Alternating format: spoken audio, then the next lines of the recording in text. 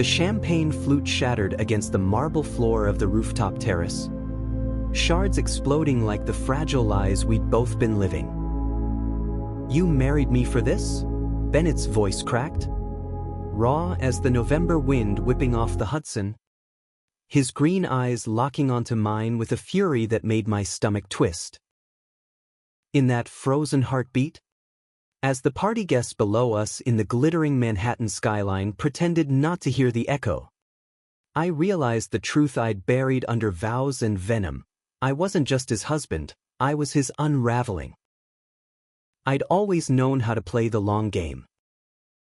Growing up in the shadow of my father's Wall Street empire, I'd learned early that power wasn't in the boardroom, it was in the whispers, the scandals that could topple kings.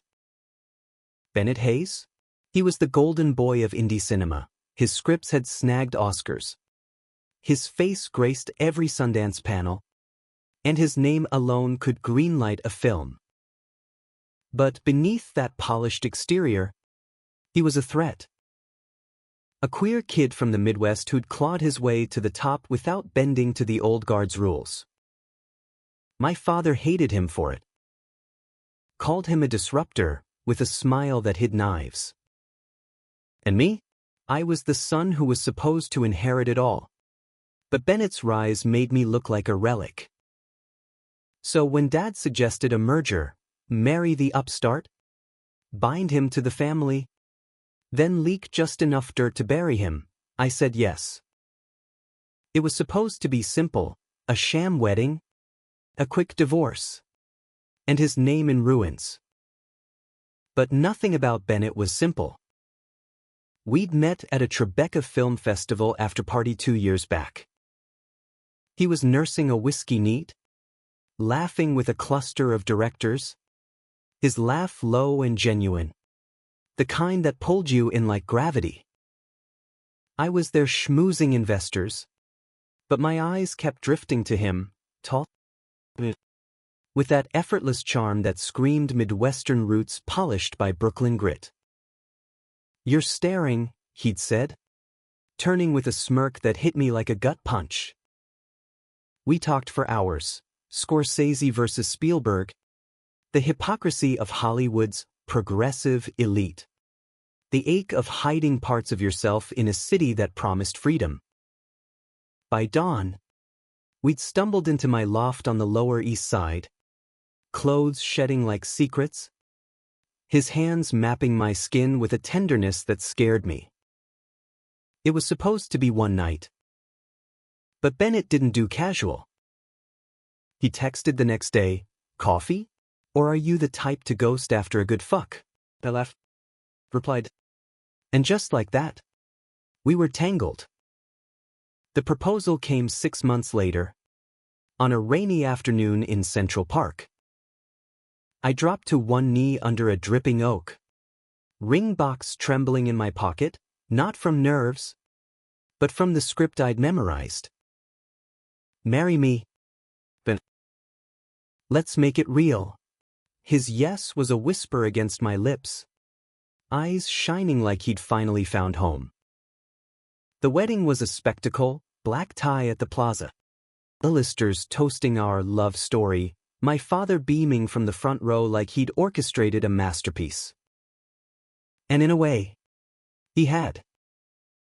But as I slipped the band on Bennett's finger, something shifted. His touch lingered, warm and electric, and for the first time, I wondered if the game was playing me. The leaks started subtle. A blind item in page 6, hotshot screenwriter's hubby has a taste for trouble. Question is, does the groom know? Then photos surfaced, an old fling of mine, grainy and out of context, splashed across TMZ. Bennett confronted me that night, voice steady but eyes storming. "Is this you paying me back for stealing your spotlight?" I denied it, pulled him close, let our bodies do the talking until the doubt melted into moans. But the damage crept in. His agent called, deals wobbling. Perceived instability. Fix it or fold. He fixed it by doubling down, public dates at Nobu, joint interviews where we'd gaze like lovesick fools. And in the quiet hours, when the city hummed below our bed, he'd trace the scars on my knuckles from a bar fight I'd never told him about, murmuring, "You're more than your name, Alex." Good. That name on his lips, it undid me. But the real unraveling hit 3 months in, at a gala for the American Film Institute. Bennett was up for an award. His latest script, a queer coming-of-age tale that had critics weeping. I stood beside him in a tailored Tom Ford, arm around his waist, playing the devoted spouse. Then my phone buzzed, a text from Dad. "Tonight. Make the call." The plan was elegant in its cruelty. During his acceptance speech, I'd accidentally forward an email chain to a reporter, fabricated proof that Bennett had plagiarized his breakthrough script from an obscure playwright my family owned the rights to. His career, poof, gone. As he took the stage, lights haloing his sharp features, voice steady with gratitude, "To my husband, who reminds me love isn't scripted." I hovered my thumb over send. Our eyes met across the room. His smile soft, trusting. My chest caved. I deleted the draft instead, pocketed the phone, and joined the applause like it was absolution. He noticed the shift that night, back in the loft. Rain lashed the windows as we undressed, his fingers undoing my cufflinks with that deliberate care he always had. "You okay?" he asked, pressing a kiss to my collarbone. I nodded, but my hands shook as I pulled him down, burying my face in the crook of his neck, inhaling the clean scent of his skin mixed with cologne. We moved slow, unhurried, his body fitting against mine like it was made for this, whispers of "I love you" slipping out unbidden. Afterward, tangled in sheets, he propped on an elbow, tracing my jaw. "Whatever it is, Alex, we face it together. That's the vow." Right. I wanted to confess then, spill the poison. But fear glued my tongue. Instead, I kissed him fierce, hoping touch could rewrite the truth. The next week, the storm broke.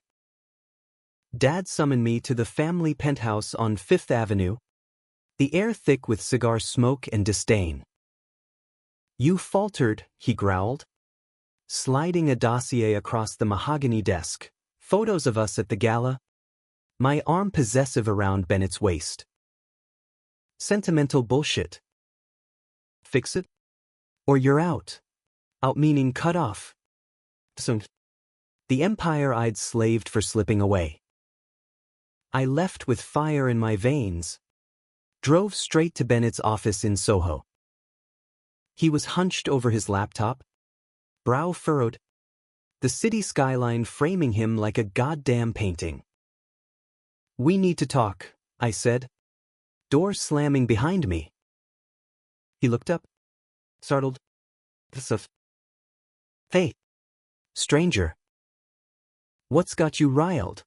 I paced, words tumbling like debris. The marriage contract hidden in our prenup. The leaks I'd greenlit from anonymous accounts. Dad's puppet strings. It was all a setup. To ruin you. Take you down so I could stay on top. Silence stretched. Brutal. His face, oh God. His face, drained of color. Eyes widening not in anger, but betrayal so pure it flayed me. Loved me? The past tense hit like a blade. I sank to my knees beside his chair, grasping his hand. "I do. So, it started as revenge, but you choices? But You're everything I didn't know I needed. He yanked away. Standing. Voice fracturing. Get out. Get the fuck out. He didn't file for divorce that night. Or the next. I gave him space. Haunting the edges of our life, leaving coffee at his door. Texts unread. Glimpses of him through the loft's glass walls as he wrote into the dawn. Manhattan turned colder. Christmas lights mocking the void between us. One blizzard night, 2 weeks after the confession, I found him on the fire escape, snow dusting his hair, staring at the frozen river below. Maybe whiskey bottle dangling from numb fingers.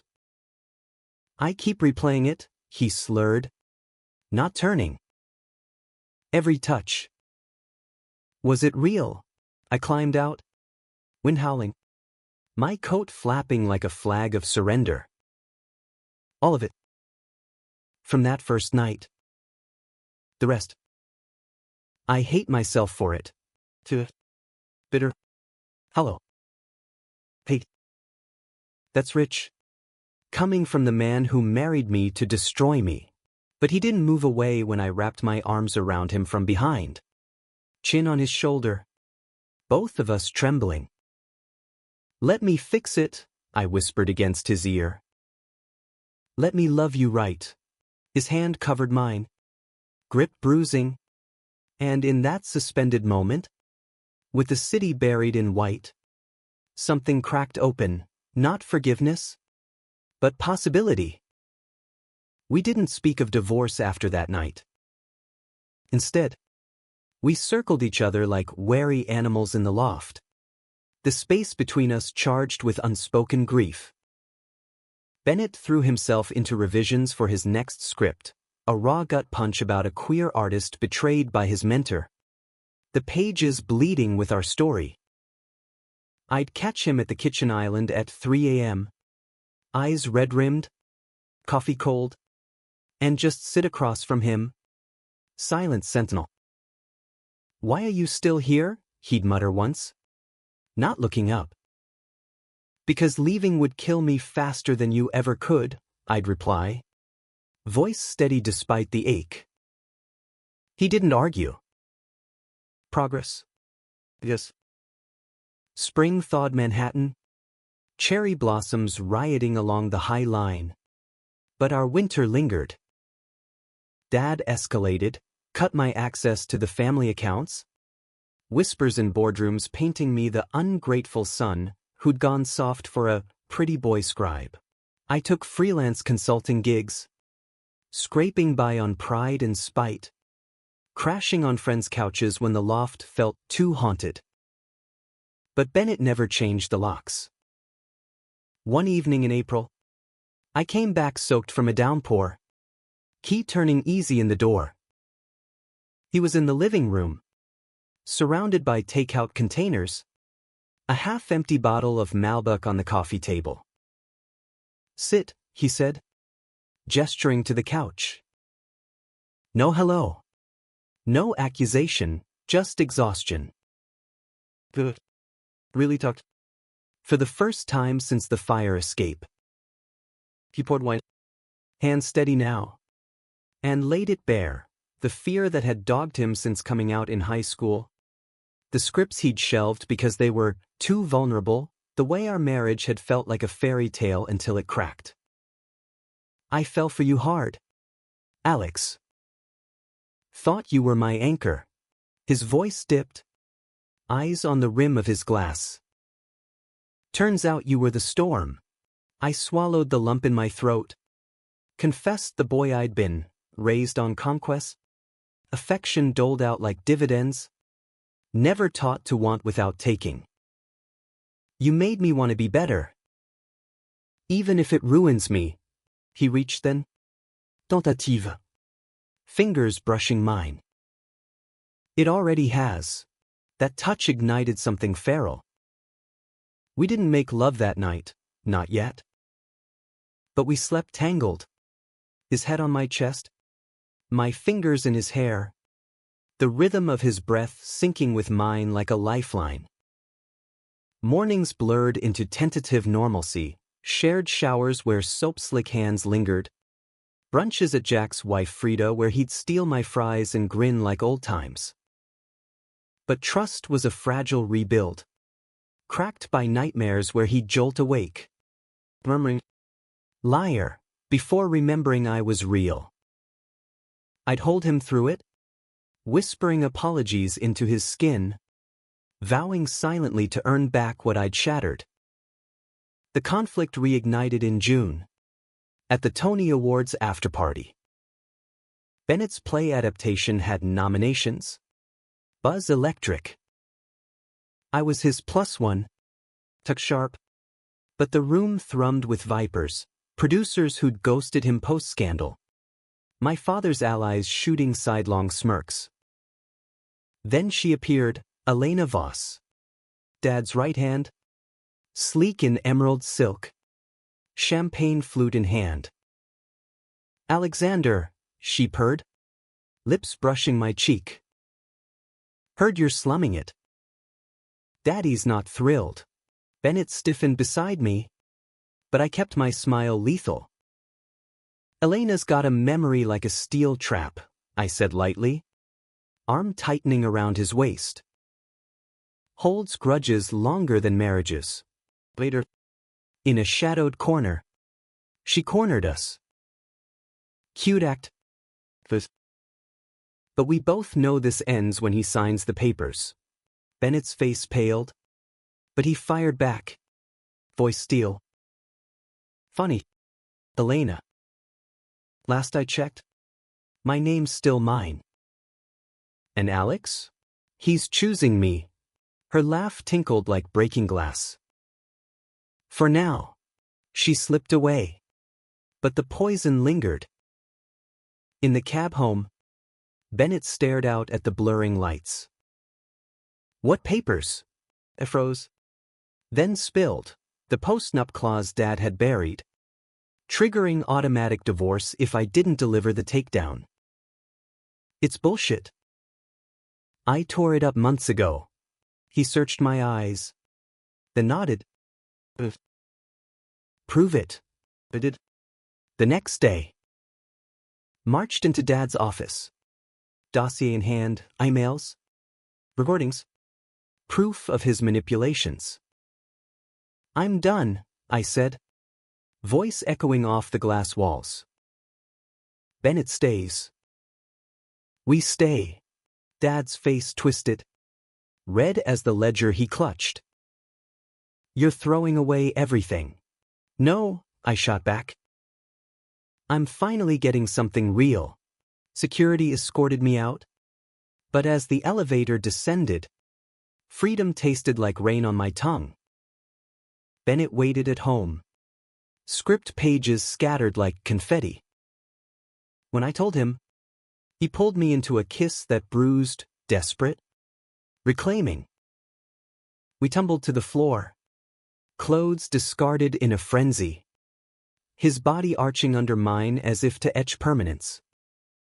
"Don't let go," he gasped, nails digging crescents into my back. "Never," I promised, losing myself in the heat of him, the salt of his skin. It was more than sex, it was sacrament, vows rewritten in gasps and grips. But betrayal's shadow doesn't fade easy. Whispers followed us into summer, another leak, this one twisting my disownment into fledgling director dumps hubby for scandalous affair. Paparazzi swarmed our stoop, flashes blinding as we linked arms for groceries. Bennett's agent urged separation, PR nightmare. But ride it out solo. He hung up mid-call, turned to me with eyes fierce. "Fuck that. We're in this." But doubt nod. I saw it in the way he'd pull away mid-embrace, or stare at his ring like it burned. The breaking point came in August, heat wave smothering the city. We'd escaped to the Hamptons, a borrowed beach house where waves crashed like unresolved chords. One night, bonfire crackling, salt air thick, he confronted me. Do you love me, Alex? Or is this guilt dressed as redemption? The question hung, embers glowing in his eyes. I stood, sand shifting underfoot, heart pounding. Both. At first. But now, it's you. Your laugh in empty rooms, the way you hum Springsteen off-key, how you make me believe in second acts. He stepped closer, firelight dancing on his face. Then show me. No more games. I dropped to one knee again. Not with a ring, but bare, vulnerable as the tide pulling out. Marry me again. But for real this time. No contracts. No kings. Just us. Tears tracked his cheeks, mixing with sweat. He hauled me up, kissing me salty and deep. Just good. Yes. Fall painted the city in fire, red maples along Riverside. The scent of pretzels and possibility. Our second wedding was small. Defiant. A backyard ceremony in Prospect Park. Just us. Our officiant from Bennett's theater troupe. And a playlist of queer anthems crooning from a Bluetooth speaker. No tuxes. Just jeans and chambray. Rings simple platinum bands we'd engraved ourselves, Anchor and Storm. Vows poured out unscripted, mine a litany of regrets turned promises. His a quiet thunder of forgiveness. I choose you, he said. Voice carrying on the breeze. Broken parts and all. We sealed it with a kiss that tasted like cider and home. The officiant whooping as we signed the papers under a canopy of turning leaves. Life didn't magically align after that. Dad's empire struck back, lawsuits over breached agreements, my name dragged through trades as the traitor heir. Bennett's next project stalled. Investors citing personal drama. But we built anyway. I started a production company from our kitchen table.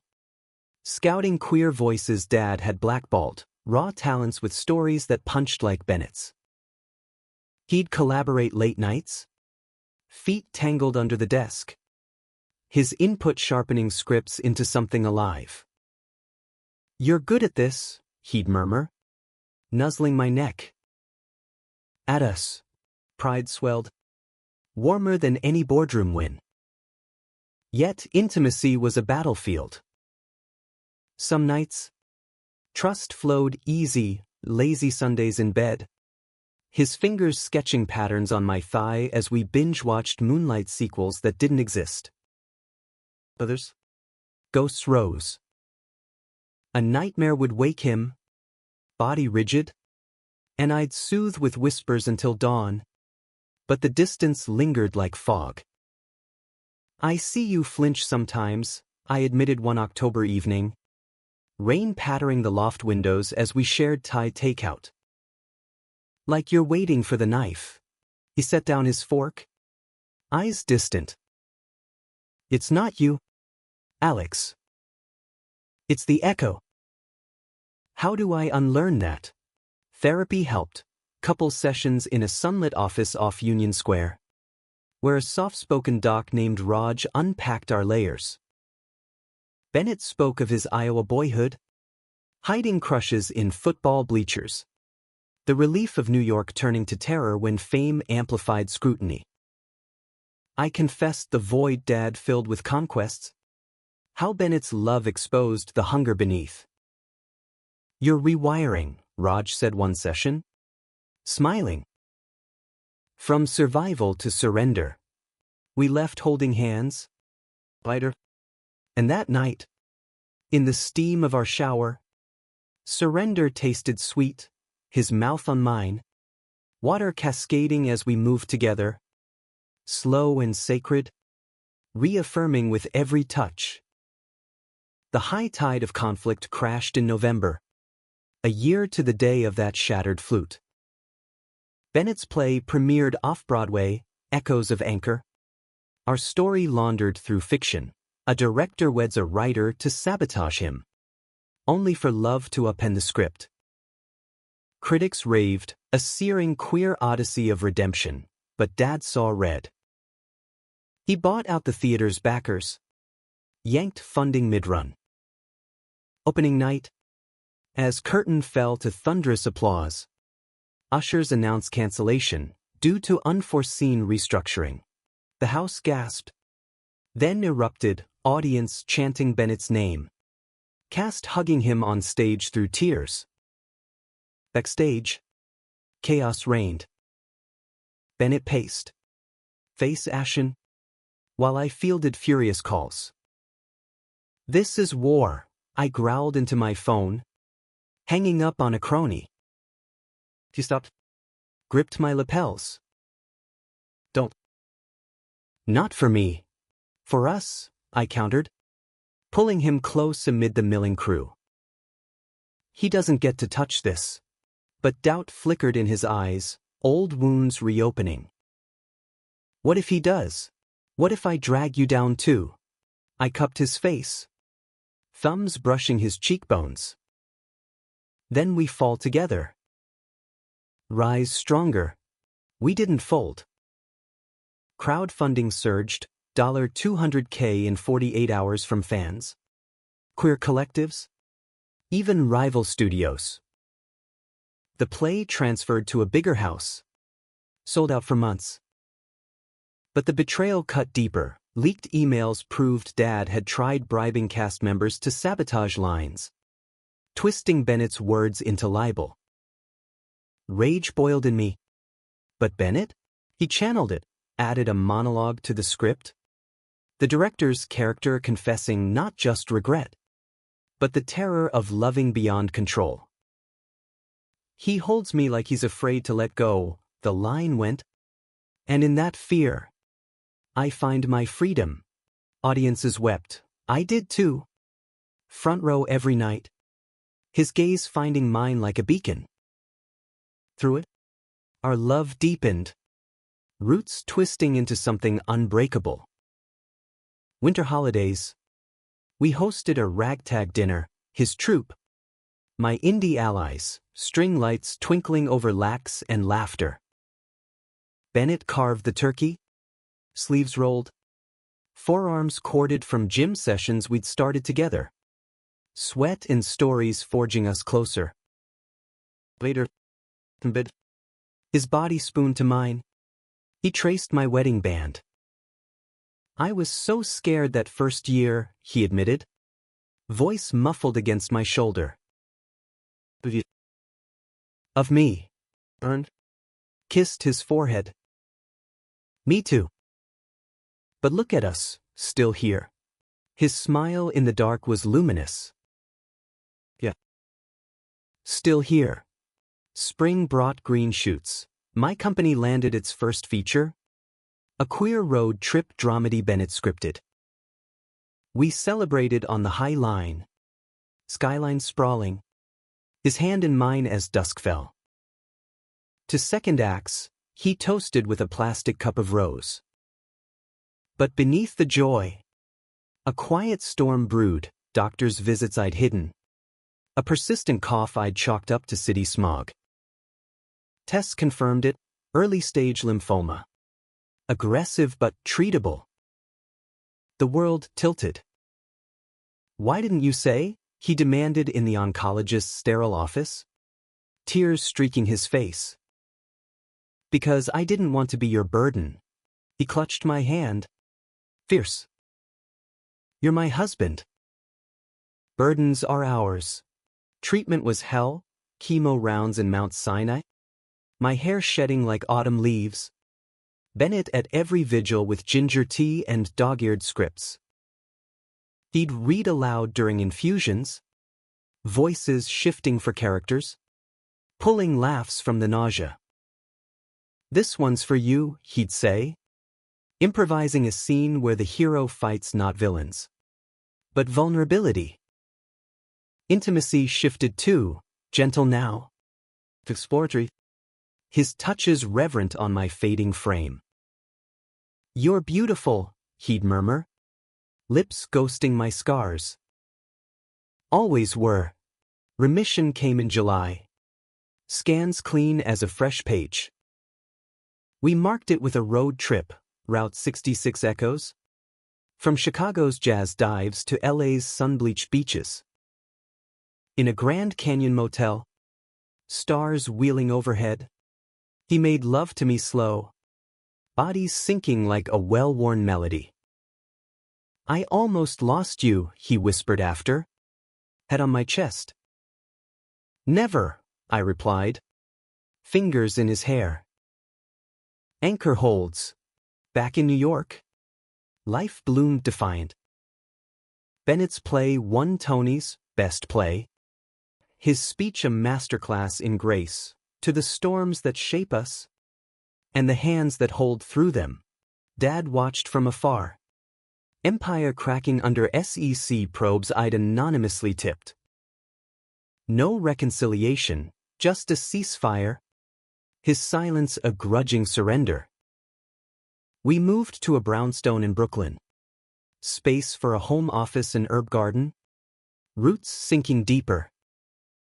Years folded like film reels, my company thrived, producing hits that championed voices like Bennett's, queer, unapologetic. He directed now. His feature debut a quiet triumph at Sundance. Me in the audience, heart swelling as credits rolled. Our love evolved too, less fire, more ember, the kind that warms without scorching. Anniversaries marked with rituals, that first night whiskey, fire escape toasts under snow. But the deepest layer was the unspoken, the way he'd catch my eye across a crowded room. A look saying you chose me, and I'd mouth back every time. The real climax hit on our 5th anniversary, a crisp October Eve. We'd planned simple, dinner at our spot in the village, then a walk to Washington Square. But Bennett had secrets, slipping notes into my pockets, cryptic texts from unknown. At the restaurant, candlelit corner booth, he slid an envelope across the linen. Open it. Inside, adoption papers. A photo of a 5-year-old boy from foster care, wide-eyed. Dark curls. Bennett's green gaze mirrored in miniature. "He's got your fire," Bennett said. "If you want." The world narrowed to his face. Hope and fear etched equal. Fatherhood? The man who'd weaponized love?